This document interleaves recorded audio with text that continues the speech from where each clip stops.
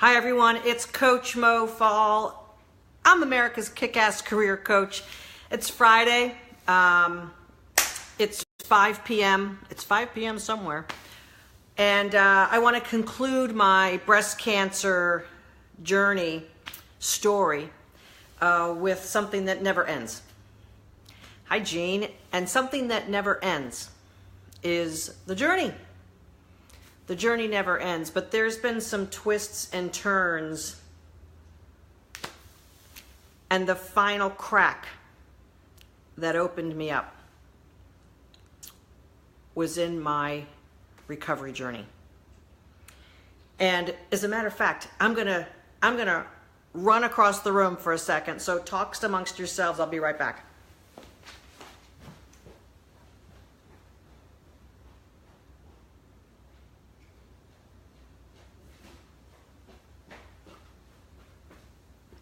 What to do when you forget something and you're live.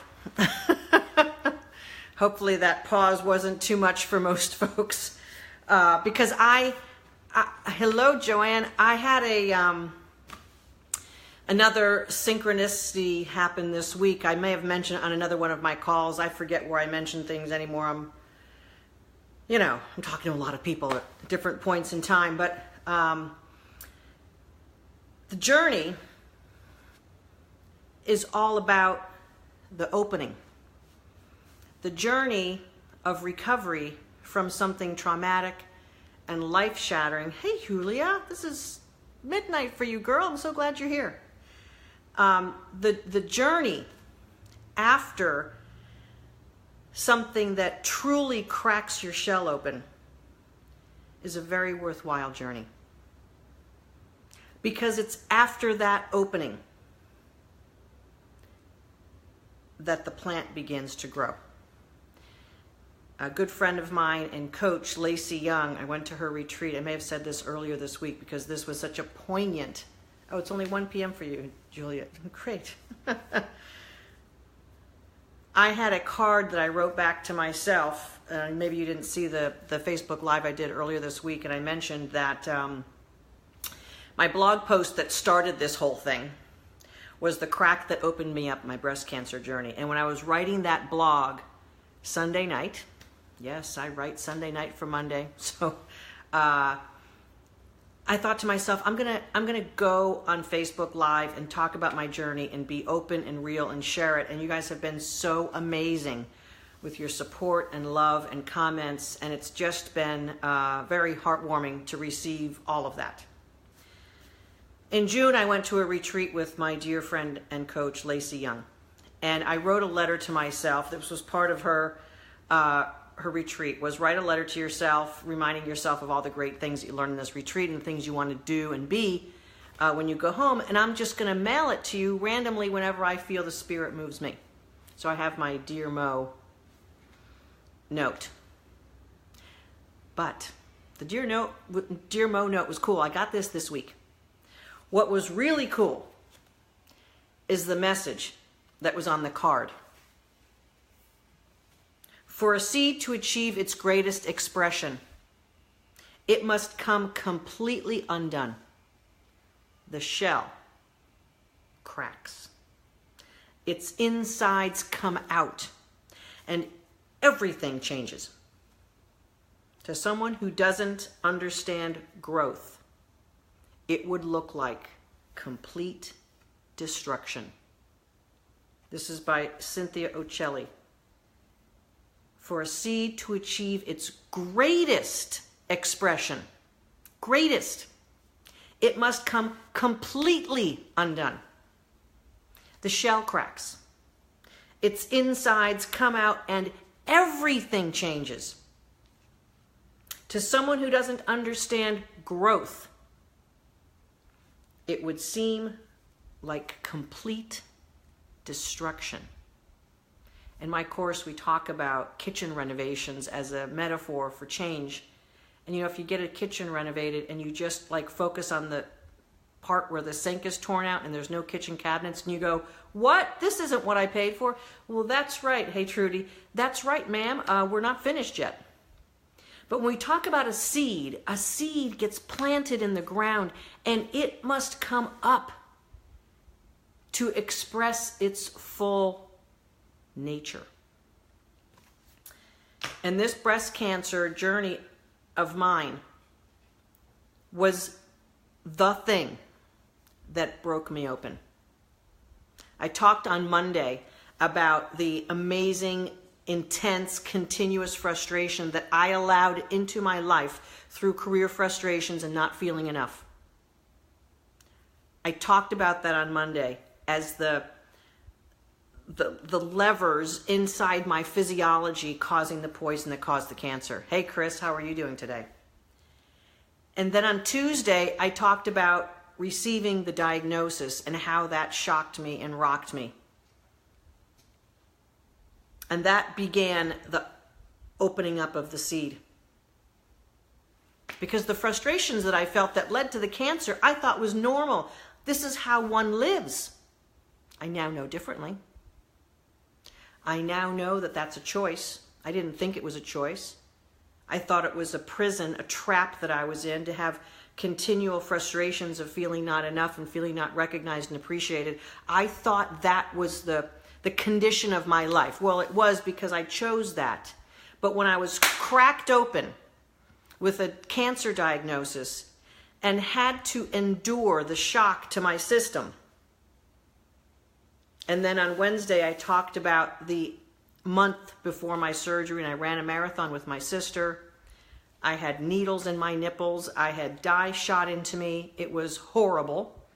And all of that the last day of having my precious real breasts. And then yesterday talking about the hospitalization, the surgery, and my amazing encounter with a nurse that I made a choice to have take care of me. And I could have resisted. I could have resisted that choice. And both he and I would be lesser people today. The seed was cracked open, and it got planted, and it dug into the soil, and it began to sprout up. And I remember 5 or 6 days after being home from the surgery, still with drains in me and bandages on me. The drains had little plastic bulbs that were collecting blood and fluids on them, and we had to empty them and measure the fluid every few hours. I remember sitting in my family room. My mom was visiting, helping take care of me while my partner was going to work and doing what she needed to do to keep things going. My mom was sleeping in the brown leather reclining chair next to me, and I was sitting in the one next to the window, and I looked up at the blue sky, kind of at this point disfigured and in a lot of pain, and thinking as I'm sitting in that chair, how the heck did this happen to me? I've sat in this chair so many times. I've watched football games and movies and sat through family gatherings in this same exact chair. And here I am in this chair, disfigured, in pain, with drains in me and bandages, and having kind of dodged a bullet in one hand, but with my breasts completely torn out of me. What happened here?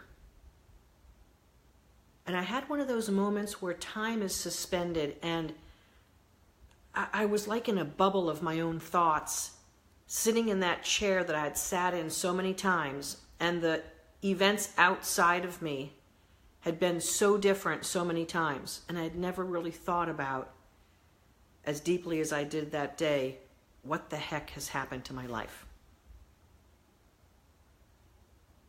And that bubble of time that I was sitting in is going to be a memory for me forever, because it was one of those emotional moments that is kind of like a snapshot, like I was just kind of in that moment, pressed up against myself, wondering what was the future going to look like for me. And I made a commitment to myself that I was going to finally make a difference. I was going to finally be different. I was going to stop struggling and working so effing hard at trying to be who I was supposed to be. And I was just going to show up as me and be okay with that. Now, I made that decision in that moment, but it took all the weeks of my recovery and truthfully lying in bed some nights where I couldn't sleep because I had so much pain. Yes, I was taking some pain medications, but they don't really do the whole trick. And with so much surgical intervention from here all the way down to my pubic area, frankly, so much healing had to happen in this space that sometimes I'd be lying in bed and it felt like there was a bunch of little workers healing me and repairing me. And I felt metaphorically that I was getting healed in my energy body also, and that my physical body had gone through exactly what my energy body needed to go through. Literally lying in bed, feeling the energy buzz of the healing going on, the activity. And so I claimed myself in those 4-ish weeks. I probably should have been out for 6 weeks, to tell you the truth. I claimed myself, I found myself, and I decided that I'm one heck of a great woman inside, and I care about people, and I've always cared about people. Always. And I reflected back when I was a little girl, and I helped neighborhood kids learn how to ride bikes without training wheels. And if you've worked with me, you've heard this story. But this is where I remembered it. I remembered who I was, who I am, when I was faced with nothing else. Because I had to put myself back together again and be deeper and be different. Not different as in not me, but different as in finally me. And I decided at that point that I was going to go back to work as the coach, as the uplifter. I was going to help my team be better and be stronger. And I told you the other day, I think it was Wednesday's section, that when I told my team that I had breast cancer and I was going to be out and I had just met them 60, 70 days earlier, that we all cried in that conference room. We all cried. And they were kind of strangers to me on one hand, still not knowing them for, again, less than 3 months. And I knew in my recovery at home, recovering from the surgery and feeling everything I felt, that I owed it to them to be who I needed to be to help them be better and feel better about themselves and just totally rock it. And I went to work as a new person.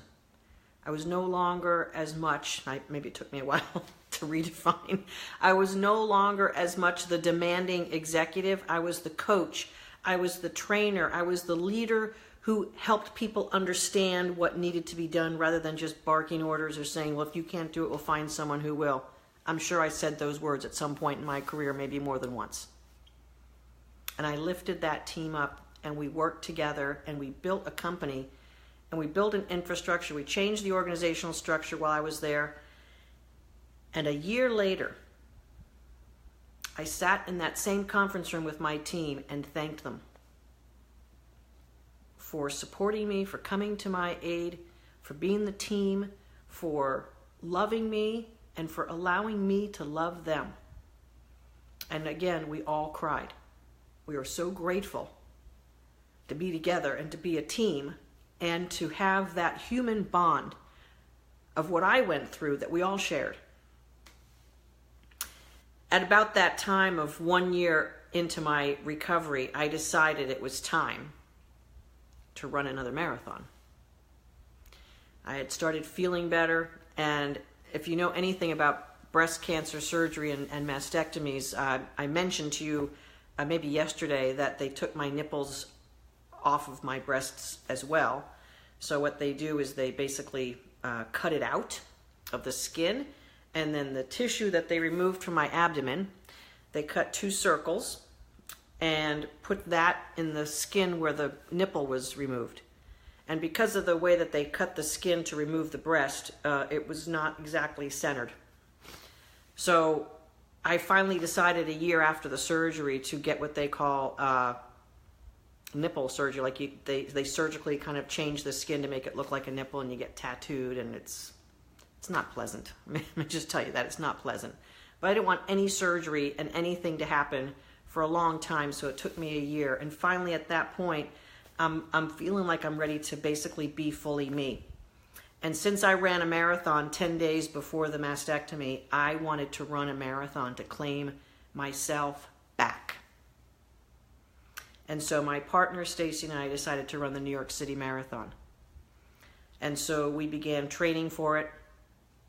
And I can tell you there was more times than I can probably recall that we're running on a 10-mile run on a Saturday, or 15-mile run, or 18 or 20. And I'm lagging behind a little bit because I was. And all of a sudden, this immense emotional cloud would come over me, and I would just be running, and just tears of relief, tears of terror, tears of grief, tears of jubilation that I was running. Every possible emotion would just flood over me, and I had to stop running and just allow the feeling to just be with me, and to let that happen. Now, of course, there's Stacy running ahead of me, and she'd look back, and I'd be like hunched over, crying and sobbing. I'm sure she thought that I was having a heart attack or something. Hey, Nicole. So the journey to me in reclaiming me was to get out and get running again, and claim my physical body, and know that my physical body was gonna support me and be strong again, just like it had in that Marine Corps marathon before the surgery that I ran with my sister. So Stacy and I ran the New York City Marathon in 2010, hand in hand, 26.2 miles. Our families were there cheering us on. And it was one of the longest marathons I've run, although we did run it faster than the Marine Corps marathon. But it was a doozy. And again, crossing that finish line hand in hand, knowing that we had conquered something amazing. And I knew in crossing that finish line in New York City that I was just getting started with my recovery. And it seems like, on one hand, like after 2 years, so I ran that 2 years after my surgery, almost to the day, because the New York City Marathon is the first Sunday in November, and my surgery was November 6, 2008. So it was like a day different. And you'd think 2 years later, you'd be like, past it, Mo. I mean, move on. Every year, a memory. Every year, some sadness passing through me. Every year, something else. I mentioned earlier in the week, a coworker's wife got diagnosed with breast cancer a couple of years after me. She had to have radiation and chemotherapy, and then eventually she had the exact same surgery that I did with the exact same surgeons at the exact same hospital. I don't think she had the same nurse. But she died about 6 months ago or so. And she had a rough haul, and she has 2 small kids that she left. And when I befriended her and helped her with her journey, and then helped talk her through some of the stuff around the surgery, I was just feeling honored that I was able to just be there with her when she was going through her journey. And I feel in many ways that those of us who have survived this kind of owe it to the people who didn't, to live more fully and to express ourselves as openly as possible, because that seed that cracked me open, that allowed me to express myself more, and it continues to, is exactly what I needed to fulfill my purpose and my mission in life. I eventually, heartbreakingly, left that team that helped me through the breast cancer. I left that company 3 years after I spent time there basically growing and reconfiguring and lifting my division there. I went to another company, and I was just all out rock star executive. I just slammed into whatever and lifted my team and brought people on board and just kind of like went for it fully. And I taught my team a lot of the things that are actually in my Kick-Ass course.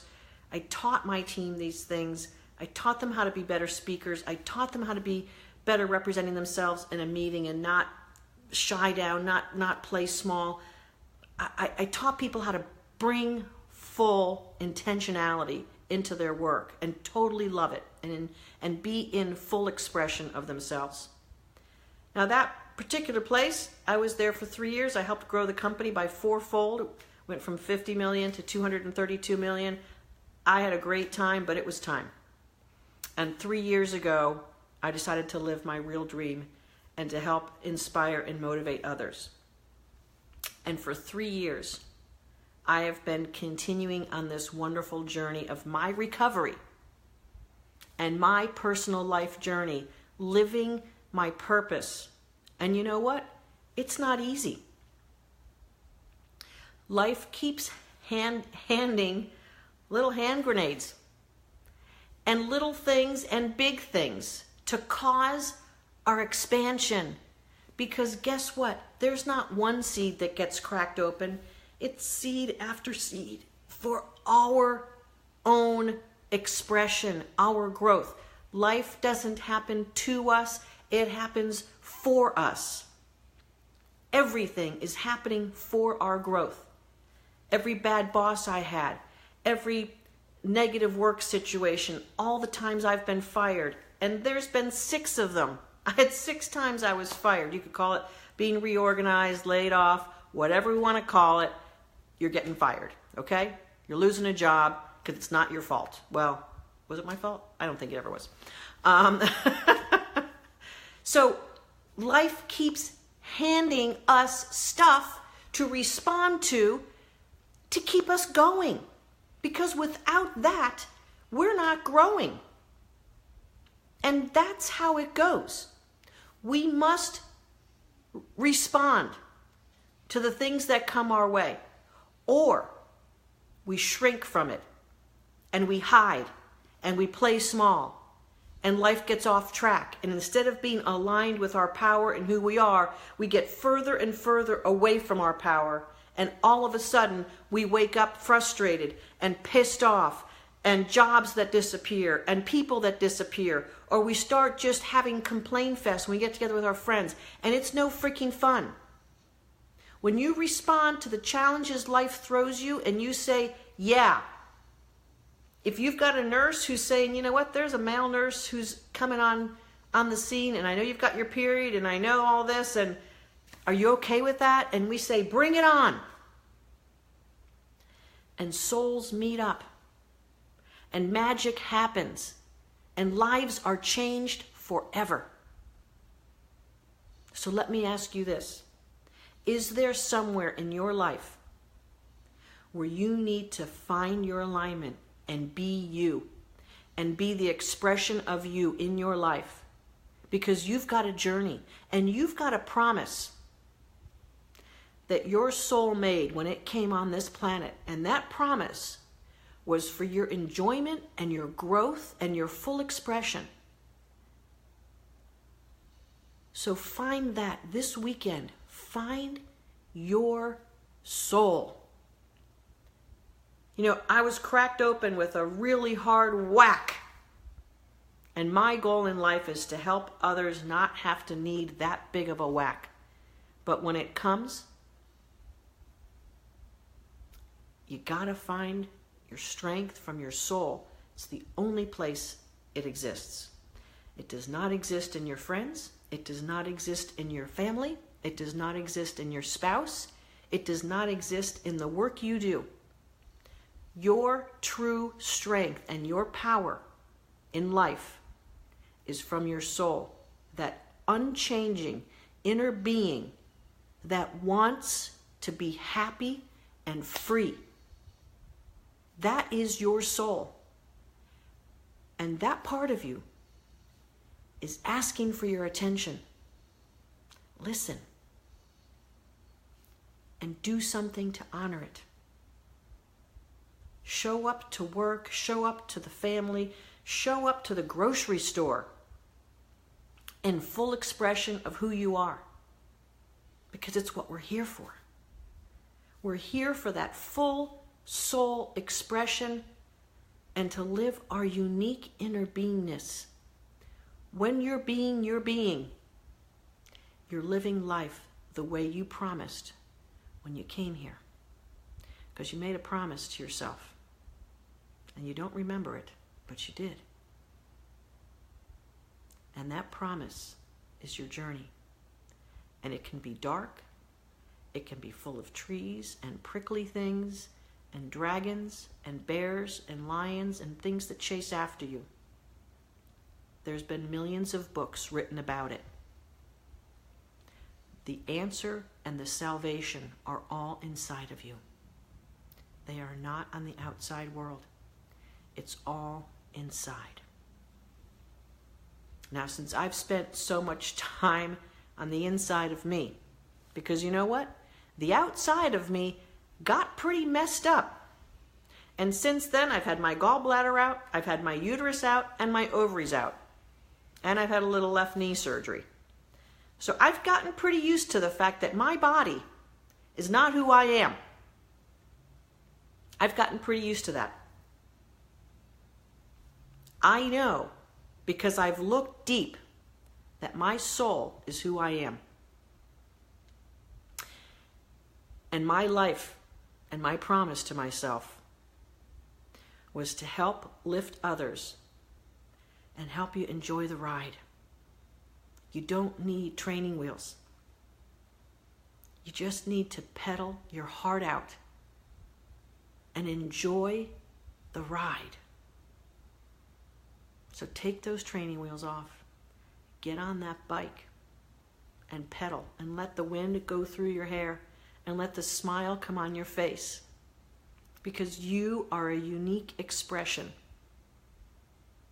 And your soul's promise when you came into this world was to do just that. So hopefully my story and my journey has helped inspire you this week.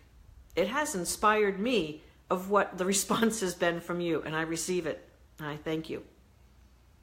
And I'm honored to know that the pain and agony that brought me to my breast cancer and the pain and agony of the breast cancer journey and the recovery I've had for the last 9 years, almost to this day. So November 6th, I will be celebrating 9 years of being cancer-free. I know that my journey is exactly what brought me to this place, right here, right now. So find your soul and express it. You don't need anyone else for it.